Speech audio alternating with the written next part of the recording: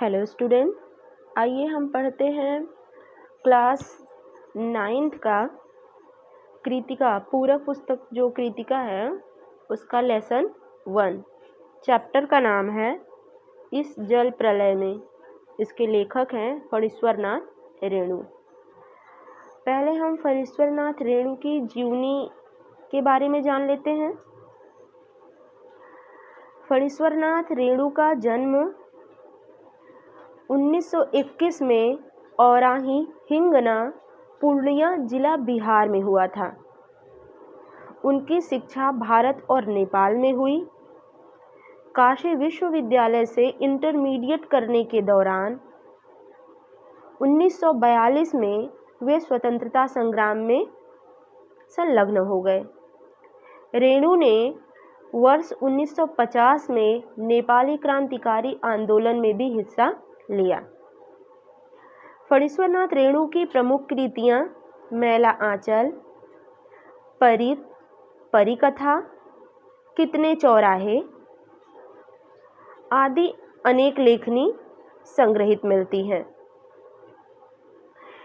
इन्हें फणीश्वरनाथ रेणु को पद्मश्री सम्मान से भी सम्मानित किया गया और इनका निधन जो है वो 1977 में हुआ।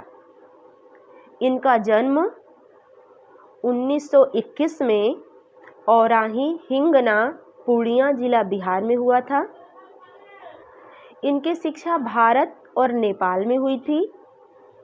इन्होंने काशी विश्वविद्यालय से इंटरमीडिएट किया था और इनका निधन 1977 में हुआ था।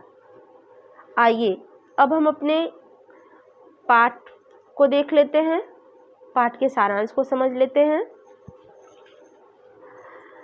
प्रस्तुत पाठ में गंगा तथा उसकी अन्य सहायक नदियों के द्वारा बाढ़ के आपदा के बारे में वर्णन किया गया है। उस आपदा को लेकर के वहाँ के लोगों को जिन कठिनाइयों का सामना करना पड़ा था, उन्हीं कठिनाइयों के बारे में लेखक प्रमुख रूप से इस पाठ में बताने का प्रयास किया है कि जल से प्लावित बाढ़ की स्थिति जब उत्पन्न हो जाती है तब उनका जनजीवन पर कैसा प्रभाव पड़ता है, वह कितना कष्टदायी होता है, इसी को इस पाठ में विशेष रूप से दर्शाया गया है। लेखक ने बाढ़ की विभीषिका यानी उसकी भयंकरता, विभीषिका मीन्स होता है भयंकर या भयंकरता, बाढ़ की भयंकरता को पाठकों के सम्मुख सीधे और सरल भाषा में प्रस्तुत करने का प्रयास किया है। इस विशेषता के कारण यह रचना अपने आप में बेजोड़ और सशक्त गद्य का उदाहरण बनी है कि कैसे लेखक ने नदियों के उफनते जल को बाढ़ के रूप में अपने बिल्कुल सरल भाषा में उसे समझाने का प्रयास किया है और किन किन चीज़ों का इसमें उन्मूलन करके लोगों को उसका सामना करना पड़ा है। तो आइए अपना चैप्टर देखते हैं हम। लेखक बताता है कि मेरा गांव ऐसे इलाके में है जहां हर साल पश्चिम, पूरब और दक्षिण की कोसी, पनार, महानंदा और गंगा नदी की बाढ़ से पीड़ित प्राणियों के समूह आकर पनाह लेते हैं। पनाह लेना यानी शरण लेना। सावन भादों में ट्रेन की खिड़कियों से विशाल और सरपट धरती परती जो खाली जमीन होती है, वहाँ पर गाय, बैल, भैंस, बकरों के हजारों झुंड मुंड देख कर ही लोग बाढ़ की विभीषिका का अंदाज़ा लगा लेते हैं, यानी बाढ़ की भयंकरता का अंदाज़ा लगा लेते हैं। पर्ती क्षेत्र में जन्म लेने के कारण अपने गांव के अधिकांश लोगों की तरह मैं भी तैरना नहीं जानता, यानी जो समतल, जो नदियों और नालों से, तालाबों से जो इलाका दूर होता है तो वहाँ पे जो बाढ़ की प्रतिक्रिया होती है वो बहुत कम दिखाई देती है। तो वही लेखक बता रहा है कि पर्वतीय क्षेत्र में यानी समतल जमीन जो कि नदियों के तट से काफ़ी दूर है, वहाँ पर जन्म लेने के कारण जो है वो मुझे भी तैरना नहीं आता था, किंतु 10 वर्ष की उम्र में पिछले साल तक बॉय स्काउट, स्वयंसेवक, राजनीतिक कार्यकर्ता अथवा रिलीफ वर्कर की हैसियत से बाढ़ पीड़ित क्षेत्रों में काम करता रहा हूँ। और लिखने की बात, हाई स्कूल में बाढ़ पर लेख लिखकर प्रथम पुरस्कार पाने से लेकर धर्मयुग में कथा दशक के अंतर्गत बाढ़ की पुरानी कहानी को नए पाठ के साथ प्रस्तुत कर चुका हूँ। यानी लेखक की तल्लीनता इसी विषय पर लिखने की हो चुकी थी।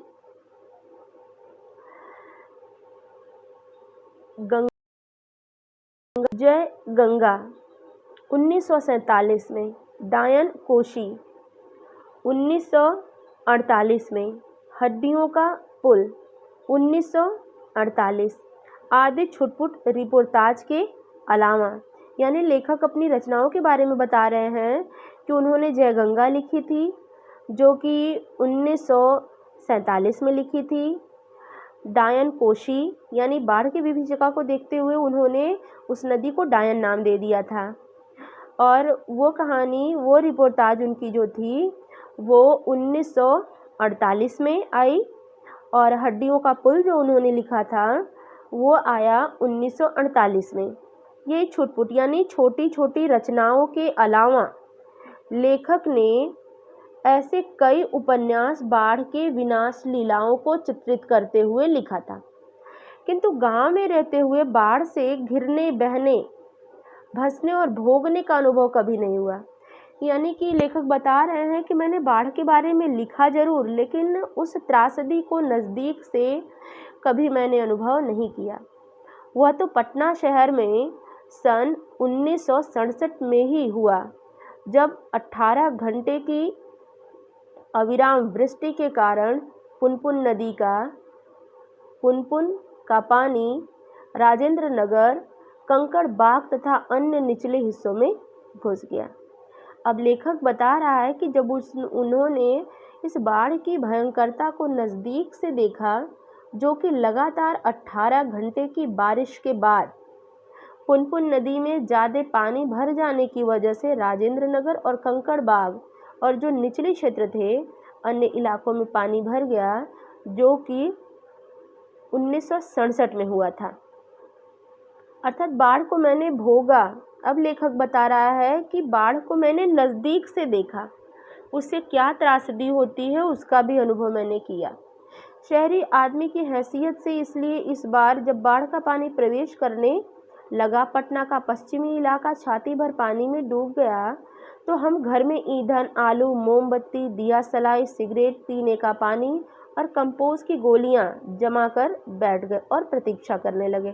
अब यहाँ पर बाढ़ से बचने की तैयारी और एक निश्चित स्थान पर जाने के लिए, यानी जहाँ पर उस बाढ़ की त्रासदी न हो, वहाँ पर जाने के लिए जिन आवश्यक वस्तुओं की आवश्यकता थी, लेखक ने और वहाँ के निवासियों ने ये सारी चीज़ें जमा करनी यानी इकट्ठा करनी आरंभ कर दी। सुबह सुना राजभवन और मुख्यमंत्री निवास प्लावित हो गया है। प्लावित हो जाने का मतलब है कि पानी से पूरी तरह से भर जाना,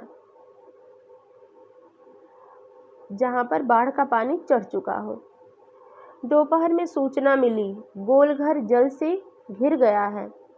यो सूचना बंगला में इस वाक्य से मिली थी, जानो गोलघर डूबे छेले।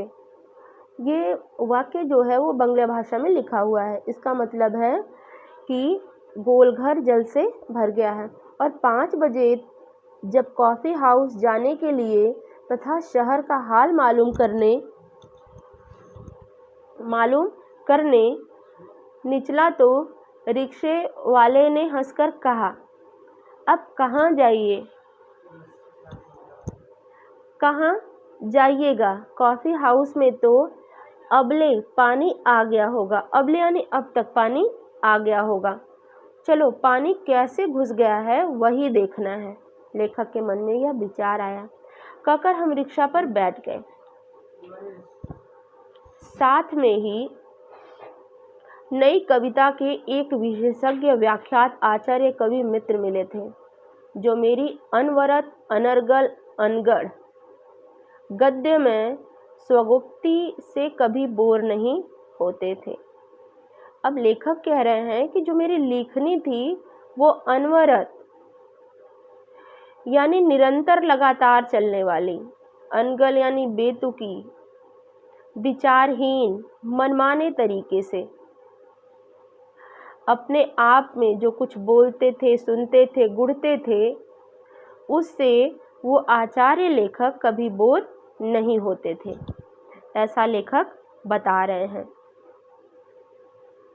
अब आगे motor, scooter, tractor, motorcycle, truck, टमटम, साइकिल, रिक्शा पर और पैदल लोग पानी देखने जा रहे हैं। लोग पानी देखकर लौट रहे हैं। देखने वालों की आंखों में, जुबान पर एक ही जिज्ञासा यानी जानने की इच्छा, लालसा। पानी कहाँ तक आ गया है? देखकर लौटते हुए लोगों की बातचीत फ्रेजर रोड पर आ गया क्या? पार कर गया। Shri Krishnapuri, Pataliputra colony, boring road, industrial area का कहीं नहीं, कहीं पता नहीं। अब भट्टाचार्य जी रोड पर पानी आ गया होगा, छाती भर है। विमेंस कॉलेज के पास डुबाव पानी है, यानी डूबने भर पानी है। आ रहा है, आ गया, घुस गया, डूब गया क्या? बह गया। ऐसी तरह तरह की बातें वहाँ पर लोग करने लगे। जब हम कॉफ़ी हाउस के पास पहुँचे, कॉफ़ी हाउस बंद कर दिया गया था। सड़क के एक किनारे एक मोटी